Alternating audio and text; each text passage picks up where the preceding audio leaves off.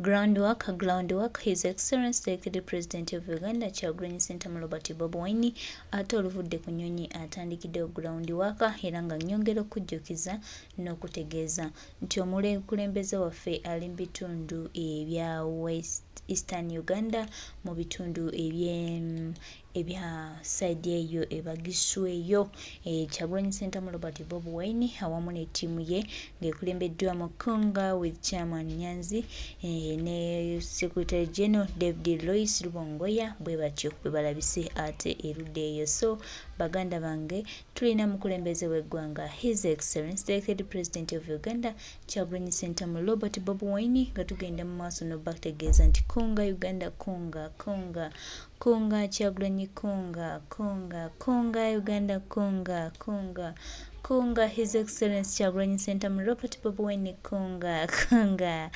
Yes, omukulembeze w'eggwanga, omukulembeze w'abantu, essuubi ly'Abannayuganda, ekitangaala ky'eggwanga kino.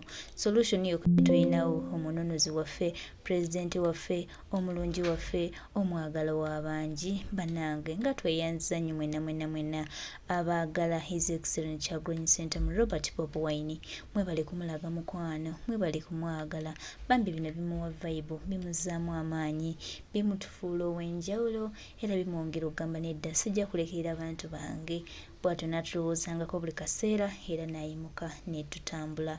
The Kyagulanyi Ssentamu Robert Bobi Wine, the President of Uganda, gwe tuli naye baganda bange kyennyinza obbagamba n'okubategeeza nti eyeekwata ku muwanguzi abeera muwanguzi ebbanga lyonna. So tekwata ku His Excellency tuwa kye tujja kwejjusa, tujja kuba n'eggwanga eddungi erinaanyumira abantu baffe, erinaanyumira abaana baffe, erinaanyumira buli omu era buli omu lyaneeyagalirangamu.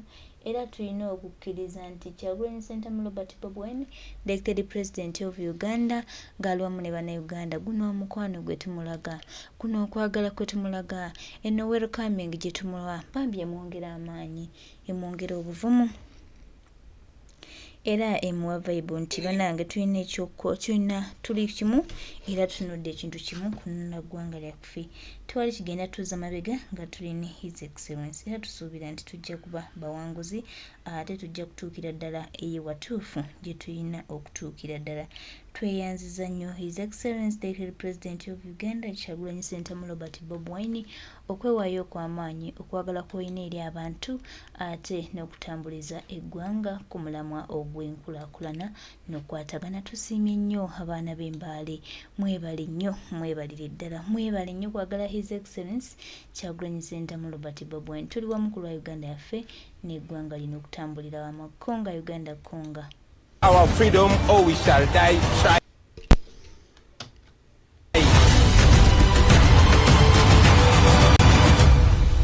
We are fighting for freedom. We are fighting for freedom.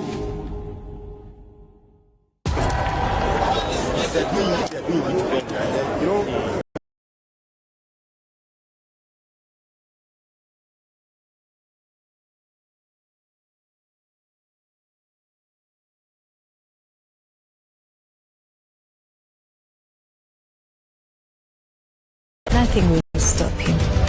We must get our freedom or we shall die trying.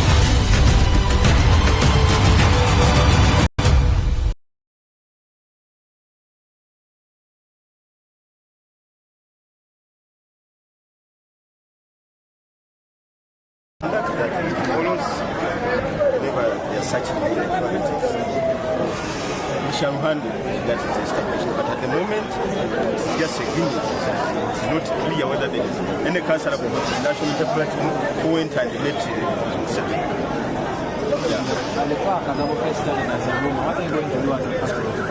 That is different from our councillors in Kampala. Kampala people are conscripted. I mean, they are guided by the people. We have people power, such that even anyone who goes there secretary and in a hiding. They just sneak in, maybe, but we are not sure. If it is a rumor, we shall establish and we shall come back. abantu abateberezebwa okuba nga bazonzeewo mulina enteekateeka yonna singa mubazuula okubabonereza n'ekibiina. Ekibiina kyaffe kina code of conduct, kina ssemateeka ekigoberera, kina enkola abantu abo. Kozi tesobola kukola bintu nga ku mateeka tobola buliina. Tunaazuula nti waliwo abantu abakoze ekikolwa ekyo. Ekisooka abantu bennyini awo baali bamutiikidde ku Mande nali mu kikaaya nga ndi mu kusensitizinga batuuze bange property rights. Twali mu sensitization records eza siteolo erigensa zonna ziraga nali mu kikaaya. Ku Mande nali mu kusensitizinga abantu b'ekyebando property rights tax. Era abantu bonna ab'ekyebando balandiroads bakimanyi era ne message mbadde nziweereza. N'olw'ensonga eyo abawandiise lisiti eyo simanyi gye babijje era nze ndi wano ku lwa NUP sobola kukolagana na Mwami Museveni mu bbanga lyemmaze nga okuva nga ndi muto mu byobufuzi ebyopozisoni sigenda amakomo enaalemu. Nze Kigozi Rose Nalubama nkiikirira abantu ba Lubaga South B Mutumba Kabo Wanajja n'Akumbi wa Nnajjatu. Mbagamba ekigambo kino abantu ba Museveni temujja tutiisatiisa na kulimbalimba abantu baffe mutugenda mwebyoesi. Museveni okyalina kyotugamba siyinza kujja gy'oli siyinza kujja eri bantu bo sina kyembaagaza sina kyembanonyaamu nja kulwana mpaka era ndisoodi wotuground nisijja kuzikiza. People power, our power. Elinya lyange nze Ssemulidda naye nakiikirira Lubaga South. Kakati kino kya butiitiizi nnyo. Ndowooza NRM oba abantu ba Museveni balabye nga tebalina we bayita ne balowooza nti nate bajja kuddira abakansalaas baboonoona amannya gaabwe nga bayita mu bantu abatalina kye bali wansi. Ebyo nno bilisiti ebyafulumye tebirina makulu. Ffe tugamba abantu baffe nti musigale ku mulamwa era balonzi baffe tubaagala nnyo mu kibuga ffe tuli ku mulamwa. Erinnya lyange Ssemulidda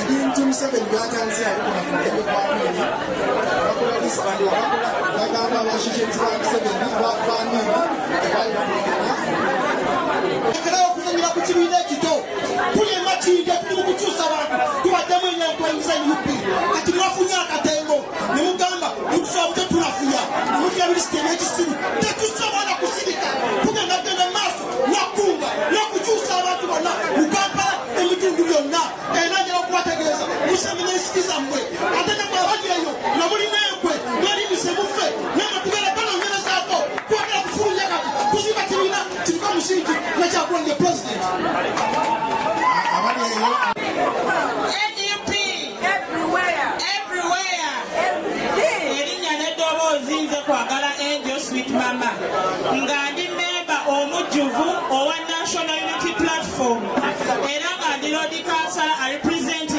Kawepe na wano ekitebe we kiri. Nze nno mmaze okulaba ate bino ebintu twali tubisuubira kuva mu ntandikwa nga tubisuubira kubanga tumanyi bwe tudiringa naye nakyemalira mutiitiizi nnyo toyinza keera ku makya ne mugamba mugenda muteeka ku lisiti mutumalemu amaanyi. Nze nange Sweet Mama neegaana Museveni n'ebikolwa bye byonna ne lisiti ze sibeerangabo ku lisiti ye yadde n'emu nze ndi omu ku ba victim. Museveni benyekedde ku makya n'atuusaako omulema paka ssaawa za leero nkyali mulema. Museveni ogenda kunsasula ki? Museveni watta mukwano gwange Rita Nabukenya nze yasikira Rita Nabukenya kati mwe muyinza kumpaaki. Abannayuganda mwenna abali eyo njagala twala omukisa guno okubagamba bino byonna byemali bali mu kusatuleetinga zilisiti bannange si bituufu. N'abo abantu abeefuula abave ku ba National Unity Platform nga batambuza lisiti ezo nze nkivumirira kubanga pulezidenti yazenga atugamba tulibalabira ku bikolwa byabwe. Bannange tetunnabagendako wa Museveni era tuli ku kitebe kyaffe okuva ennaku z'omwezi bagamba nti twagenda ng'era n'obukulembeze bwaffe bukimanyi nti tuli wano. People power. Tubadde wano nga tutwala omukisa guno okubategeeza nti kiri mu lwatu 95% abakulembeze baffe abalonde aba Kampala okuva ku balodi kansala bakansala ba constituencies 9 tuli nabo wano kati era tuvumirira era tujjawo era tugaana ebyo byakoleddwa mwami Museveni n'abantu be ebyokuddira ogenda ku nassa ne bakuba bikaadi ne bagamba nti bakansala ba NUP babatutte egaluga bakansala baffe tuli nabo era tukola genda waggulu saba okutwala omukisa guno okuyita national mobilizer Fred Nyanzi Sentamu mutu wa watu ayongere okugumiza ensonga eyo kakati bannamawulire tubategeeza nti bino byebikolwa ebyobutiitiizi ago ge maanyi golaba getudde mu kukunga ennyo eggwanga okuba nga liri mabega wa kibiina kya National Unity Platform. Waliwo olugero olugamba nti mpologoma nkadde etegera ku mulyango naye kati ayo twagitega amaggwa talina wajja kuyitira kutwala abantu baffe. Ekisooka temulina okumanya ebadde enkola ya gavumenti eno okwonoona ebibiina by'obufuzi buli ekibiina ekivaayo nga bakitta nga bakozesa enkola ey'oggula abantu. Ekisooka obuba buli bwanguzi okuyita abantu n'obawa ssente ng'oli mukulembeze ng'ate obadde olina essente zandigenze mu saavisi obulungi mu saavisi kelibale ate n'oziteeka mu kuwa abantu enguzi. N'olwekyo lisiti ezitambudde si ntuufu abantu bakudde ne beegaana naye tukimanyi bulungi nnyo waliwo bannabyabufuzi ababeera mu bibiina nga balina omululu nga bekweka ekiro ne bagenda ne basinkana Museveni n'abagula oba n'akola ebintu byonna byonna era mubawulira ebigambo ebiba bibavaamu bwewulya akagabo byayogera ebigambo ebyo byatandika mpolampola era byatandikira mu ssente n'abagala bonna bakyusiza. So bakansala mbebaza bagumu bavuddeyo leero n'eddoboozi ery'omwanguka ne bagamba nti banna bagenda ebifaananyi bibafulumya tebiri kiriya bagezaako okunafuya n'okusanyalaza ekibiina. Nenja bategeeza Kampala eri strong nnyo, Kampala ngumu nnyo, eyo yagenda teridda mu mikono gya NRM ne 2% twawanguza 98% ekibuga kyonna twasigazayo 2%. Era tubategeeza nti tugenda kulikrutinga abantu, tugenda kuyita abantu ababegatte ku kibiina abo basigalayo abakyalimu NRM tutambulire wamu.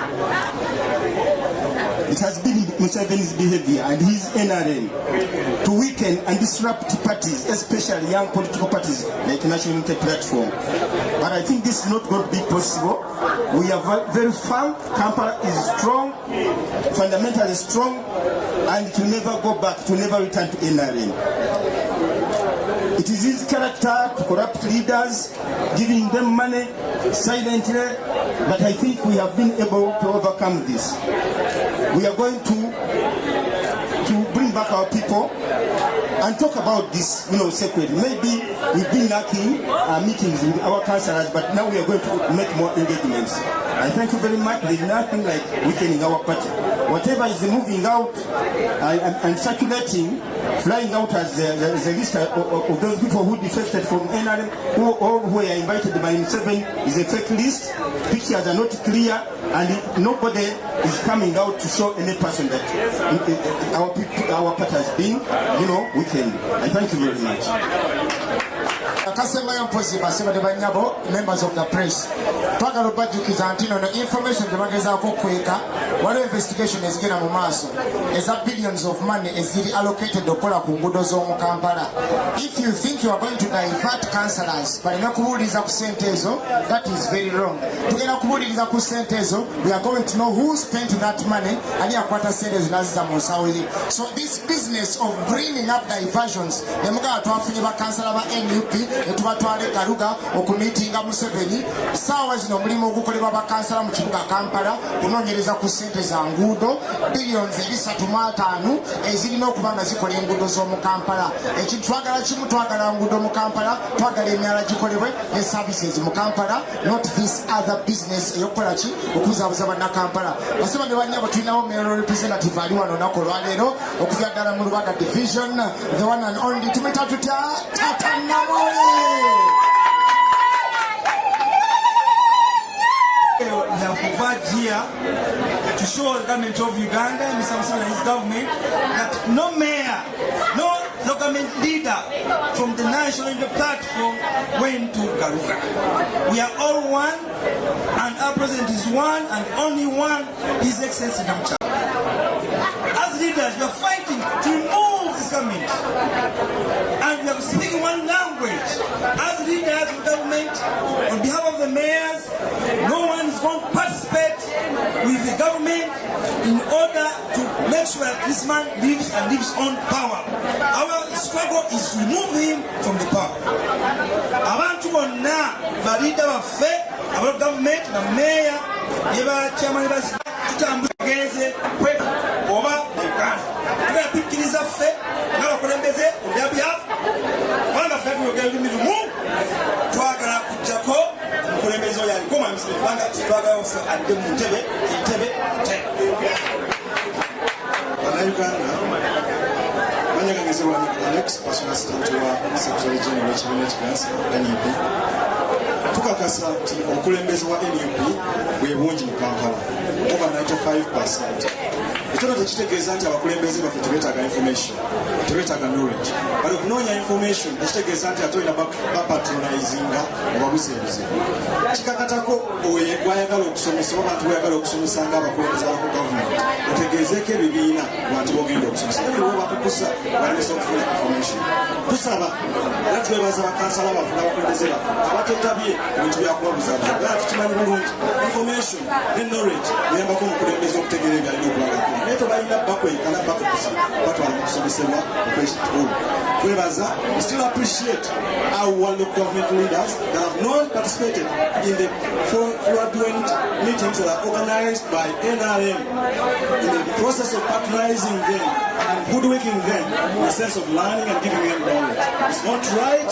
Such organizers and those that are planning those meetings should communicate officially the leadership of the party in the sense that we must respond and give them our leaders to attend the trainings and meetings. They cannot influence our leaders without the permission of the leadership of the parties. I sign out. Thank you so very much. The leaders that have participated in these meetings. Thank you. People power, our power.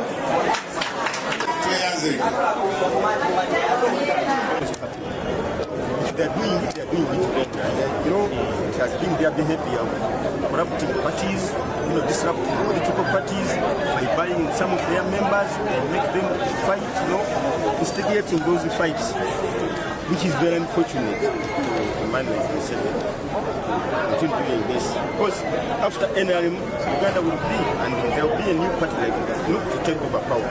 You can't keep on bribing people, holding them at night. But we know there are some leaders who snitch into their camp, and we are going to find out. Our party position is to make sure that we make more investigation about the people who may have gone to that camp.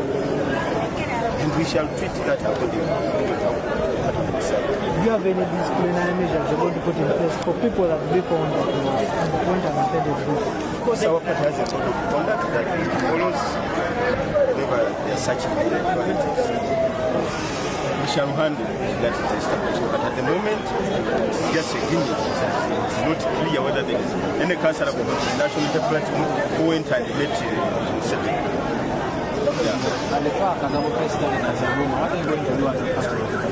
That is different from our councillors in Kampala. Kampala people are conscripted. I mean, they are guided by the people. We have people power, such that even anyone who goes there secretary and in a hiding. They just sneak in, maybe, but we are not sure. If it is a rumor, we shall establish and we shall have fun. Abantu abateberezebwa okuba bagenze mulina enteekateeka yonna singa mubaze okubabonereza ng'ekibiina. Ekibiina kyaffe kirina code of conduct, kirina ssemateeka ekigoberera, kirina enkola abantu abo. Of course tesobola kukola bintu nga tugenda ku mateeka tukola buli bintu tulina. Tunaazuula nti waliwo abantu abakoze ekikolwa ekyo.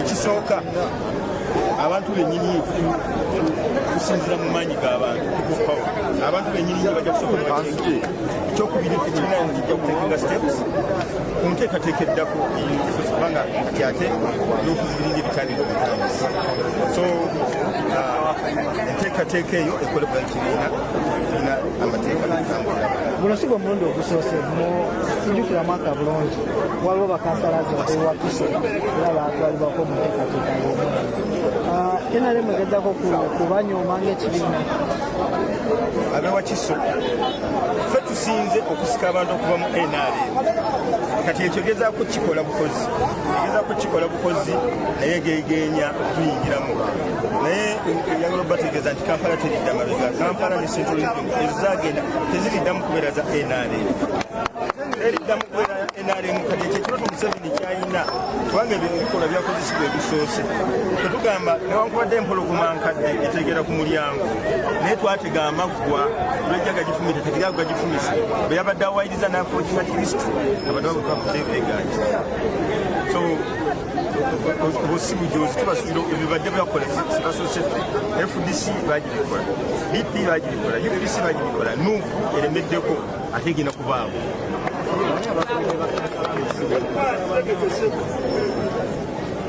we are yet to establish that. Get it kubanga kiri part of the investigation. People power. Our power. People power. Kunga Uganda kunga. Kunga Kampala kunga. Chairman wote basobola bakansala. Kunga. Kunga president Sobrine kunga. Kunga Japan kunga. Ekirungi nnyo okulaba nga mwenna okupuliziganya ekisooka okubaleetera okulamusa okuba eri pulezidenti waffe ow'ekitiibwa Kyagulanyi Ssentamu Robert nansabye mbabuuzeeko era n'okubeebaza okulaba nga mukyayimiridde n'okulaba nga mukyali ku nsonga z'okubanja abantu bammwe abantu baffe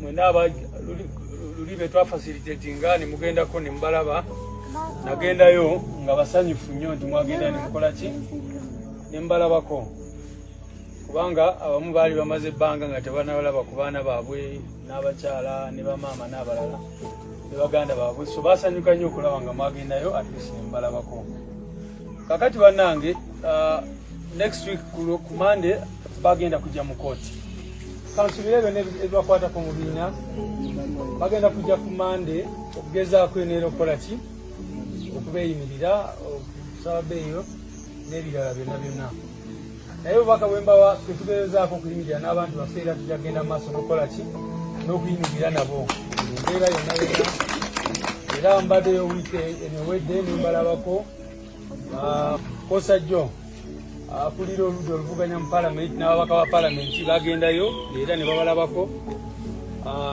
abamu babadde balwadde ne tubatwalira eddagala n'ebirala bwe bityo naye olunaku lwaleero mbadde nzize okubalabako n'okumanya nti banange tukyayimirira nammwe ne families zonna zonna mu abantu bammwe abali mu makomera luli twabasindikirayo ne kakristo mu biseera by'ennaku enkulu kubanga kiba kikulu nnyo etugezaako okuyimirira nammwe mu buli mbeera. Of course tetugenda kusobola kuyambako buli muntu yenna yenna naye n'olwaleero era ntambudde ne fees w'abaana abamu kati sente zino zetugenda obawa tiimu yaffe eya America yezikunganyiza so njagala buli omu yenna yenna netuwa sente ezo ayogere entuufu kubanga twagala receipts ezo wisindikira bali so that next time basobole okukola ki okuddamu okubasindikira sente so kirabalekerayo n'akasente akatono zonna kokozesa at least buli family by'emitwalo 10 zibayambeko emigenda okuba mukola katugezeeko okukola kyonna ekisoboka naye namwe mwongere okusaba n'okubanja abantu bammwe okulaba nga bakola ki bateebwa kubanga mukimanyi nti abantu bammwe tebalina musango gwonna gwonna gwe bakola. Nze maama wa Ibrahima Wandera era ndina ennaku nyingi nnyo okuva nga eyo bakwata omwana bakwata omwana wange njawe omwana awana n'abaana sinata ndaga mbadde bunuma sina njanjaba nsaba mute simanyi musango gwa mukwasa bebamanyi naye nga ndina ennaku y'ekitalo taata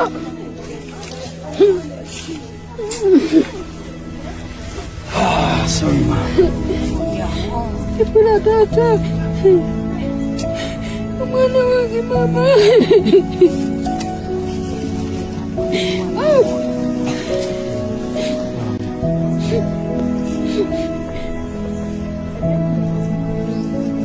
ndiwakanatulao ndimubadde wa mutima nepuresha singa mujanjabi mwana wange yali amanyi bulungi amanyisa kukulya alhamdulillah yandekera katonda akanakotulao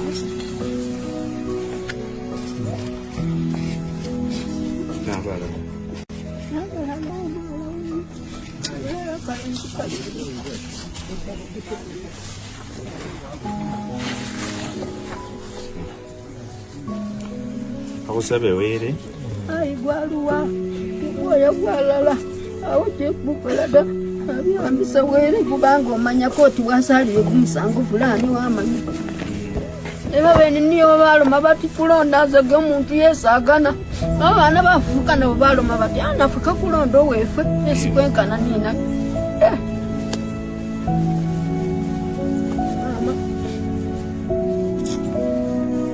ekitundu kino batutwalako abasibe baali 3 nga muli muto waffe Ibula Nesibatunagwere ne Musakulu naye embeera y'abakadde balanyini kuzaala baana abo naffe baganda baabwe tuli mu mbeera mbi yakweralikirira kubanga twatya okwogera nti oba oli awo bayinza okutikuma naffe kubanga tuli wamu ne tusooka ne tusirika naye ennaku y'amaanyi era bamaama abo buli lwe bagamba nti babaleeta mu kooti ne tusuubira nti bagenda obakubayimirira tugenda okuwulira nti babaziizaayo naye nga tebalina musango kubanga oyo Ibula yali muvuzi wa suspension ono Asibatu yali musajja akuba mayinja naye ensonga gye babakwatirako nga ddala ku kyalo kuno tebeerangako wayadi na lumu naye baba bateekamu okubawaayiriza kale ezo ensonga ezaaliwo ezataasa baganda baabwe naye tubasabira Katonda abasaasire babeere nga babata kubanga tebalina musango ebbanga libamazeeyo lyona babatunuulidde era balabika tewali kivaayo nti oba basangayo ekintu gundi wabula babatwalira bwereere era naffe tutwala ebiseera ne tugenda ne tubalabako ne tubagumya nga tekubanga tetulina buyinza busobola kubaajayo gye bali kujja ku gavumenti yennyini yasobola okubatunulamu n'ebaleka.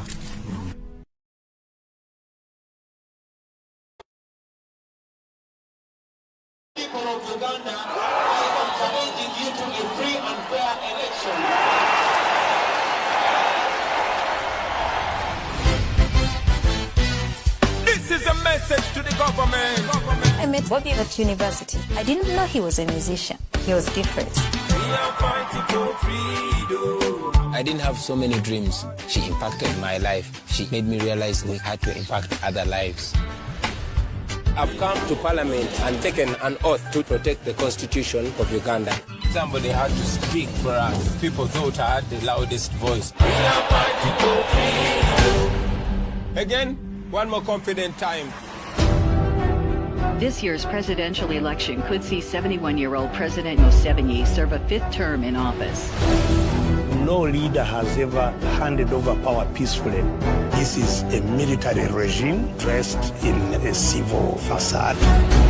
We have the Honorable Bobby Wine with us. As a matter of fact, I would now agree that yes.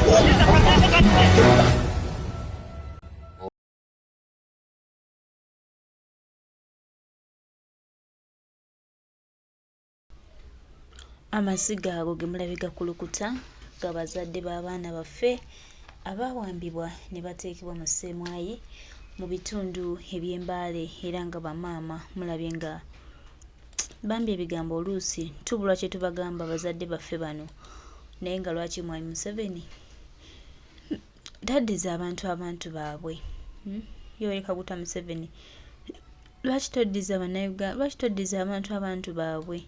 Lwaki ogenda mu maaso n'okusiba bannayuganda obumbula nga tebalina musango? Baganda bange, mikwano gyange, nyongera obajjukiza byonna Museveni tubireka abikole, naye olugendo lw'okugenda kwe naye alabika nga alusimbudde, alukwatako. One day one time eggwanga lyaffe lijja kufuna obwenkanya era tujja kufuna ensi ennungi, bannayuganda gye beeyagaliramu, bannayuganda gye banyumirwamu era bannayuganda gye balina okusanyukiramu. Tuli basiimu nti tuli bamativu nti Kyagulanyi Ssentamu Robert Bobi Wine, the elected president of Uganda, pulezidenti waffe atukutte bulungi era tutwala wala, era tulina okukkiriza nti mukama waffe His Excellency ali wamu naffe era ajja tutwalira ddala we tulina okulaga. Abo bonna abatumalamu amaanyi, abo bonna abalowooza nti tetusobola, twongera obajjukiza nti tusobola ate tulina omulwanyi Namige yavaayo okulwanira nze naawe, yavaayo okutereeza ebyange naawe kulaba nga tufuna Uganda ennungi gye tuneeyagaliramu enaatusanyusa era enaatutwala mu maaso. Tuli basiimu nnyo mukama waffe, tukusaba tutambulira awo tutereeze eggwanga lyaffe. N'abo bonna abalowooza nti tetusobola tubalage nti tubasobola. Ku lwa Katonda n'ensi yaffe tukimanyi nti tuli bawanguzi era tujja kuba bawanguzi ebbanga lyonna.